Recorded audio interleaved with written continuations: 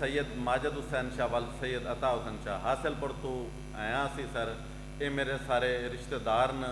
असा मजलूम खानदान तंग हो के सर धक्के खा के असा लाहौर पहुँचे हैं।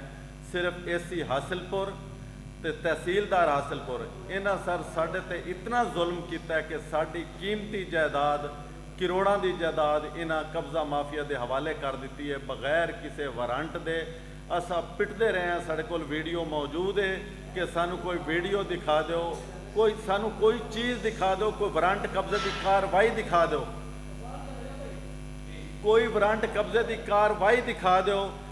साढ़े कोल वीडियो मौजूद है। कोई उन्हें आख्या जी इस हिसाब नाल गल करो, कोई वारंट कब्जे की कार्रवाई नहीं, वारंट कोई किला नंबर कोई कुछ नहीं। रात की तारीकी आके उन्हें साड़ियाँ दुकानां साढ़े घर मिसमार करके तो सानू कब्जा माफिया डिक्लेयर पार्टी कर रही है जी। ये कब्जा माफिया तो सानू हुकूमत कब्जा लैके दे दिता है, जबकि यह डिग्री मेरे को मौजूद है। असा तकरीबन 22-23 साल केस लड़के ये फिर केस तो बाद इंतकाल करवाया, इंतकाल मौजूद है, जमाबंदी बन चुकी है। स्टे साडा स्टे के बावजूद एसी साहब ने कब्जा करवा दिता है जी।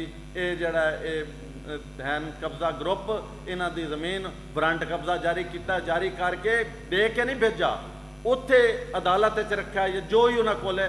असी बार बार पिटते रहे कि यार सानू वारंट कब्जा, सानू कोई ना कोई चीज़ पता तो लगे ना केड़ा केड़ा किला नंबर है। कोई किला नंबर नहीं, कोई मुरब्बा नंबर नहीं, सिर्फ इतना है जी ये माजिद शाह मकबूल शाह को जिन्नी जमीन है वो इन्हों के हवाले कर दी जाए। ये कोई कानून तो नहीं ना सर। किस कानून के तहत कि रात की तरीकी अदालत का टाइम नहीं तो जाके घर किसी का मिसमार कर देना सर। इतनी वड्डी दुश्मनी, इतना जुल्म उन्हें साढ़े नाल इस्तेमाल किया, इतना इख्तियारात कि ऐसा गरीब सैयद हुण सवै साढ़े खुदकशी दे या मरण दे होर कोई गल नहीं।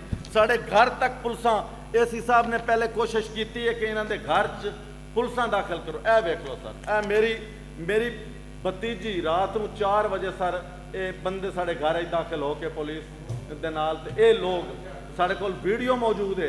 ये लोग साढ़े घर दाखिल सानू प्रेशराइज किस तरह कब्जा हो जाए। असा फिर उस तरह कब्जा नहीं दे सके। इस हिसाब ने वारंट कब्जे की कार्रवाई की, उस दिन ही कोई फैसला किया, साढ़े इल्म च ही नहीं। फैसला करने तो बाद पता उस टाइम लगा जी पुलिस मौके पर आ रही है तो असी फिर दौड़े स्टे लैके। स्टे मेरे को मौजूद है, यह वेख लो सर।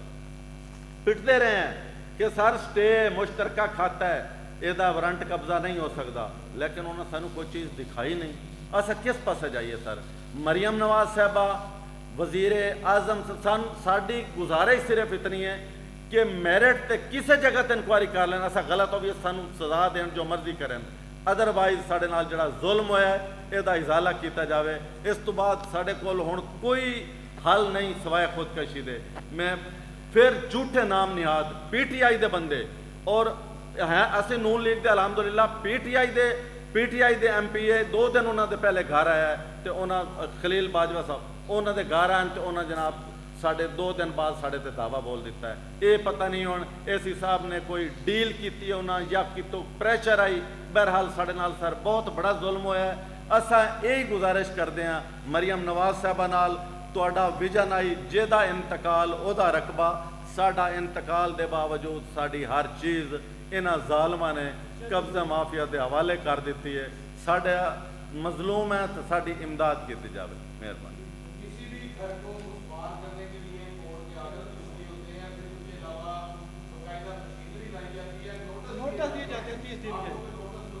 सर कोई नोटिस नहीं, मैं आपको दिखा सकता हूँ। हमने स्टे दिखाया है और वो बंदा वीडियो मौजूद है, तहसीलदार नहीं, वो जो कब्जा माफिया है जिनके हवाले ज़मीन की है, वो कहता है हम नहीं मानते अदालत को, जाएं आप कंटेम्प्ट कोर्ट करें, हमारे पास मौजूद है वीडियो।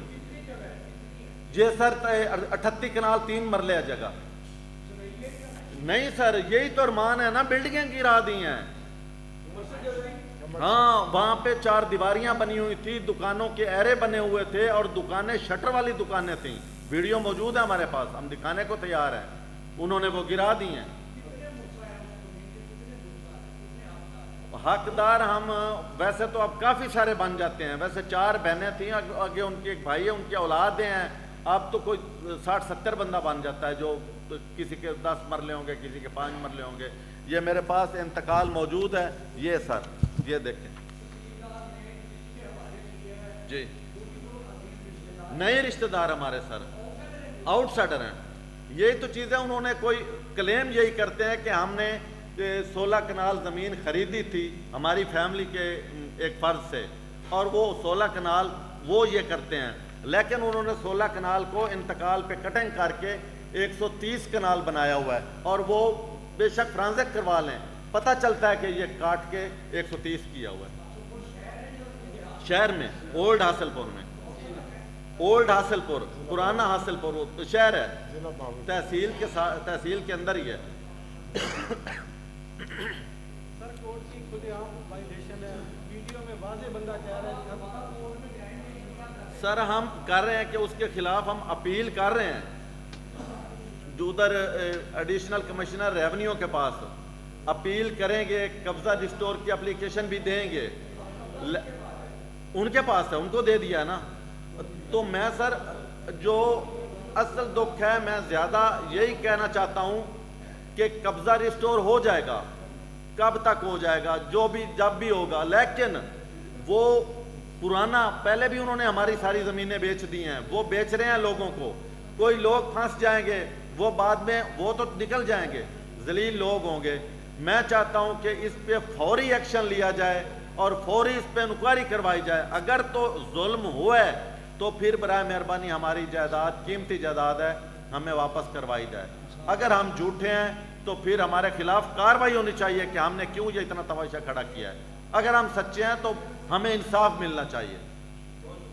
सर आप